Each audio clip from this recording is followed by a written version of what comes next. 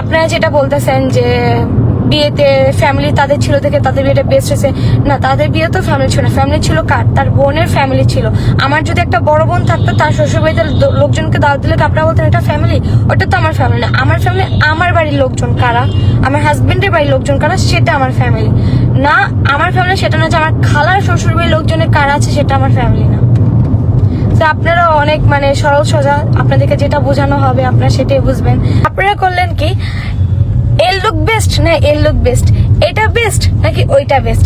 তো সবার একটা কমেন্ট দেখলাম যে পরিবার যেখানে থাকে সেইটাই বেস্ট। হ্যাঁ আমিও মানি ভাই, পরিবার জিনিসটা এত সুন্দর, পরিবার জিনিসটা যেখানে থাকবে সেই জিনিসটা আরো বেশি ফুটে উঠবে। বাট আমার না কোনো বড় বোন নেই যে বড় বোনের শ্বশুরবাড়ির লোকদেরকে আমি দাওয়াত দিয়ে আমি এক গাদা মানুষ করবো। আর পরিবার থাকবে না কেন ভাই, পরিবার অবশ্যই ছিল, পরিবার কেন থাকবে না, পরিবার ছিল। বাট সেই পরিবার ছিল না যেই পরিবার আমাদের বিপদের সময় একটু পাশে ছিল না, উল্টা আমাদেরকে রাস্তায় ফেলে রেখে গেছে।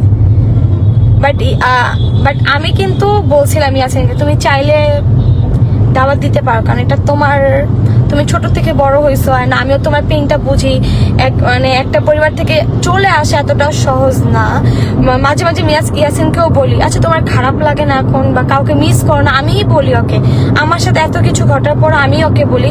বাট ওর একটা কথাই, যেখানে তোমার সম্মান নেই সেখানে আমি কি করবো, যে আমাকে তো অবশ্যই, আমি এখন গেল আমাকে কেউ ফিরে দিবে না, বাট তোমার সম্মানটাকে আমি আর দিতে পারবো, যে সম্মানটা তুমি হারাইছো, তোমার হারানো সম্মান তো আমি তোকে দিতে পারবো না।